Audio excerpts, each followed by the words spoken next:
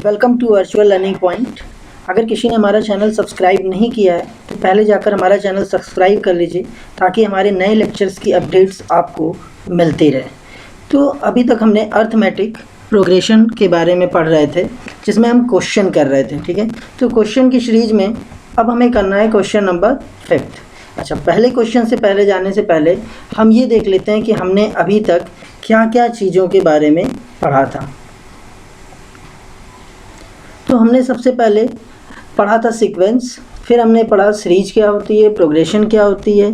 उसके बाद हमने ये जाना कि अर्थमेटिक प्रोग्रेशन क्या होता है, और अर्थमेटिक प्रोग्रेशन के बारे में जानने के बाद हमने जाना था कि अगर अर्थमेटिक प्रोग्रेशन का n टर्म्स हमें दिया गया हो, टोटल n टर्म्स हमें दिया गया हो, तो nth टर्म की वैल्यू का निकालने का फॉर्मूला जो होता था वो होता था a + n - 1 d, जहाँ पर a होता था क्या, फर्स्ट टर्म,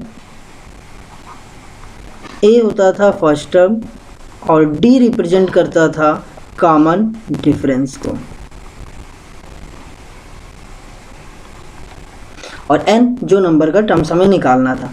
इसके अलावा हमने एक चीज़ और देखा था, nth टर्म के फॉर्मूला निकालने का। अगर हमारे पास n टर्म्स है तो उन n टर्म्स को जोड़ने पर क्या वैल्यू आएगी। अगर हमारे पास a है, a + d है, + 2d है, तो ऐसे n टर्म्स तक को ऐड करेंगे तो वैल्यू क्या आएगी। तो उसकी वैल्यू को निकालने के लिए फॉर्मूला था n/2 2a + n - 1 d। इसके अलावा एक और फॉर्मूला होता था n/2 ब्रैकेट में a + l, जहाँ a होता था फर्स्ट टर्म और l होता था लास्ट टर्म। तो ये फॉर्मूला हमें याद होना चाहिए, तभी हम अर्थमेटिक प्रोग्रेशन के सारे क्वेश्चंस को लगा सकते हैं, ठीक है। अब आते हैं क्वेश्चन पे।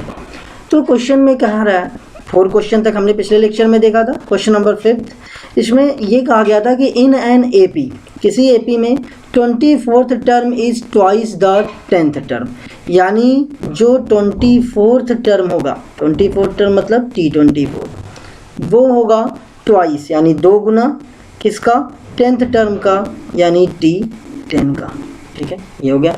हमें प्रूव क्या करना है, टू प्रूव, हमें प्रूव जो करना है वो क्या प्रूव करना है कि 72 सेकेंड टर्म यानी T72 इक्वल टू होगा, T72 इक्वल टू होगा ट्वाइस द T34 के। ये हमें फाइंड करना है, प्रूव करना है। अच्छा, तो अब आ जाते हैं, T24 का मतलब क्या होगा। अगर हमसे T24 पूछा जाए तो T24 का मतलब क्या होगा, a + 24 से 1 कम यानी 23d, क्योंकि अभी भी हमने देखा कि nth टर्म निकालने का फॉर्मूला क्या है, a + n से 1 कम n - 1d। तो ऐसे अगर n की जगह 24 होगा तो क्या हो जाएगा, a + 24 से 1 कम यानी 23d। तो ऐसे T10 की अगर हमें वैल्यू फाइंड करनी है तो क्या होगा, a + 10 से 1 कम यानी 9d, ठीक है। यही फार्मूला हम यूज कर रहे हैं, nth टर्म निकालने का फार्मूला हम यहाँ पर यूज कर रहे हैं। T72 के बारे में अगर हमें जानना है तो T72 क्या होगा, a + 72 से 1 कम 71d। 34 के बारे में जानना है तो 34 की वैल्यू कितनी हो जाएगी, a + 34 से 1 कम यानी 33। अब हमसे कहा गया है T24 इक्वल टू 210 के, तो ठीक है, T24 इक्वल टू, यहाँ पर चूँकि हमें ये दिया गया सेंस, T24 equal to 2 times of T10 के। तो 24 का मतलब हो गया a + 23d equal to 2 times of T10 a + 9d। T10 की वैल्यू यहाँ पर रखी गई है, ठीक है।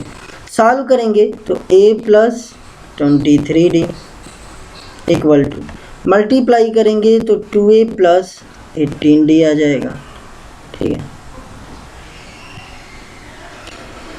यहाँ से अगर हम देखें तो 23d, ठीक है, 18d जो है ये हमारा, इसको हम इधर ले आते हैं तो 23d माइनस क्या हो जाएगा, 18d हो जाएगा इक्वल टू, a को इधर ले आते हैं तो 2a पहले से था, a इधर आएगा तो माइनस हो जाएगा।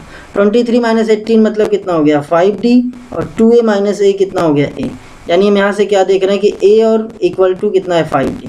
अब दूसरा कंडीशन तो हमें दिया नहीं कि उससे हम कोई रिलेशन निकाल लेंगे ए और डी की वैल्यू, क्योंकि ए और डी की वैल्यू निकालने के लिए हमें दो इक्वेशन होना चाहिए। ए और डी दो अननोन है, लेकिन हमारे पास इक्वेशन क्या था, केवल एक ही था, एक ही रिलेशन था कि T24 = 210 है। तो हम ए और डी में बस रिलेशन बता सकते हैं, ए और डी की वैल्यू फाइंड आउट नहीं कर सकते, क्योंकि फाइंड तभी कर सकते थे जब हमें एक और इक्वेशन दिया होता है, क्योंकि दो अननोन निकालने के लिए हमेशा दो इक्वेशन का होना जरूरी है।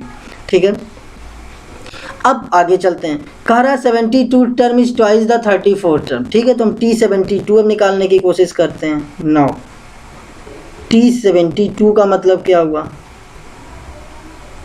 तो अभी हमने लिखा था T72 का मतलब A + 71D रख दिया हमने।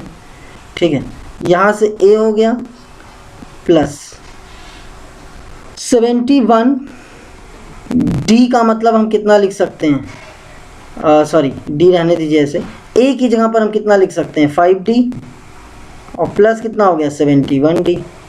तो यहाँ से जुड़ जाएगा तो वैल्यू कितनी आ जाएगी 76D। अब हमें क्या निकालना चाहिए, क्योंकि हमें किस में प्रूव करना है, T72 और T34 में क्या रिलेशन है। तो 72 निकाल लीजिए और एक बार 34 निकाल लीजिए, फिर देख लीजिए 2 टाइम्स आ रहा है कि 4 टाइम्स आ रहा है कि 6 टाइम्स आ रहा है, जो भी आ रहा होगा वो रिलेशन आपको मिल जाएगी। तो हमने 72 निकाल लिया। अब हम क्या निकाल लें, T34। तो T34, अच्छा इसको मैं ये कर देता हूँ, ये फॉर्मूला लिखा गया है पहले से, कंफ्यूज नहीं करना है, ये पहले से। T34 का मतलब क्या हो गया, A प्लस, देखिए यहाँ पे लिखा गया है T34 = A + 34 से एक कम 33D। तो यहाँ पर हो गया A + 33D। A की वैल्यू कितनी है 5D, तो यहाँ से हम 5D लिख सकते हैं प्लस 33D। तो 33D और 5 ऐड करेंगे तो कितना आ जाएगा 38D। तो 38 76 का कितना है 2 टाइम्स, तो यानी T72 = क्या हो जाएगा 2 × T34 के, ये हो जाएगा। कि T72 कितना है 76D और T34 क्या है 38D। 38 का अगर 2 टाइम्स करेंगे तो क्या आ जाएगा आपका 76 आएगा। तो बस आपका प्रूव हो गया, हैंस प्रूव्ड।